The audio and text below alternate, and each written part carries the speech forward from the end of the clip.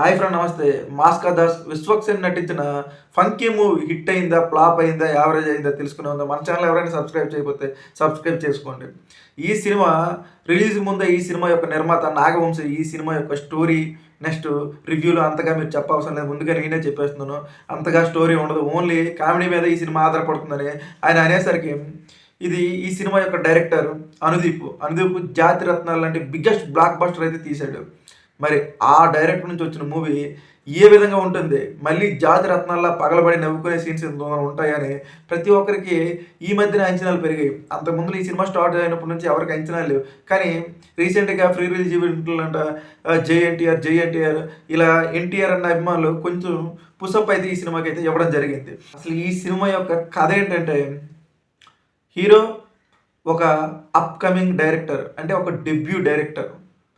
అలాంటి debut director కష్టాలేంటి, ఆయనకి మొదటి సినిమా అవకాశము ఎలా వస్తుంది, ఆ అవకాశం కోసం ఎన్ని ప్రయత్నాలు చేస్తాడు, అవకాశం వచ్చిన తర్వాత ఆయన ఎలా సినిమాలు తీస్తాడు, షార్ట్ బై షార్ట్ ఎలా తీస్తాడు, సీన్ బై సీన్ ఎలా తీస్తాడు, అలాగే హీరోయిన్ ఒక పెద్ద ప్రొడ్యూసరు కూతురు, ఈయన ఒక డెబ్యూ డైరెక్టరు.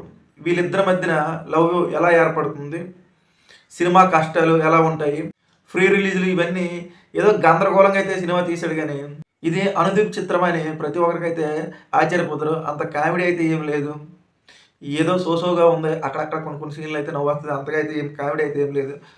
కానీ ఈ సినిమా ఇప్పుడు మన జాతి రత్నాలు అయితే సీన్ బై సీన్ ఎడిటింగ్ అంత కరెక్ట్గా ఉండదు. కానీ అక్కడ ఉన్నది నవీన్ పోలిశెట్టి. ఆయన ఒక స్టాండప్ కామెడియన్. ఆయన ఏ విధంగా అయినా మామూలు సీన్కైనా నవ్వు తెప్పించగలంత టాలెంట్ ఆర్టిస్ట్ అయినా. కానీ ఇక్కడ ఏదో చేద్దాం అనుకున్నారు. కానీ ఒక సీన్ బై సీన్ కరెక్ట్గా అయితే స్క్రీన్ ప్లే అయితే ప్రజెంటేషన్ అయితే కరెక్ట్గా అయితే ఇవ్వలేదు. ఎడిటింగ్ కరెక్ట్గా లేదు. ఇదైతే అసలు వర్కౌట్ అదని చెప్పాలి. ఓన్లీ కామెడీ మీద ఆధారపడితే ఈ రోజుల్లో అయితే సినిమా అయితే ఎవరికి ఎక్కదు.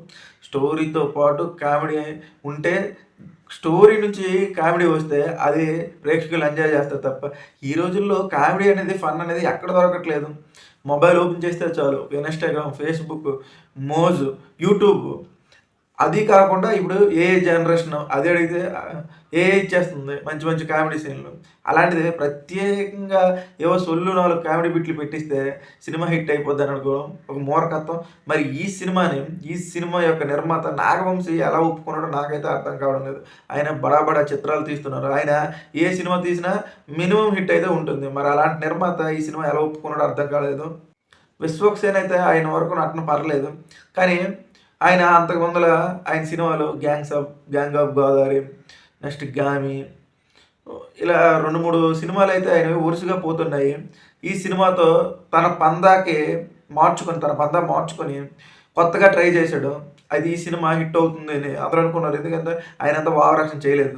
ఆయన ఫ్రీ రిలీజ్ ఈవెంట్ కానీ ఆడియో ఫంక్షన్కి వస్తే పబ్లిసిటీ స్టంట్స్ ఇవన్నీ కొద్దిగా ఎక్కువ ఉండేవి. కానీ ఈ సినిమాకి కొద్దిగా సైలెంట్గా ఉన్నాడు. విశ్వక్సేన్ మారాడని అందరూ అనుకున్నారు. కానీ బయట మారాడు. కానీ సినిమాల్లో అయితే కథ ఎంపికలు అయితే ఏం మారలేదు. ఈ సినిమాకి అయితే రేటింగ్ 2 కన్నా ఎక్కువ ఇవ్వడానికి లేదు. చూడాలి మరి ఎలాగా ప్రజెంటేషన్ చేస్తుందో, ఎలా ఆడుతుందో మరి. ఇలాంటి మరిన్ని ఇంట్రెస్టింగ్ వీడియోస్ కావాలంటే నా ఛానల్కి లైక్ చేయండి, సబ్స్క్రైబ్ చేయండి.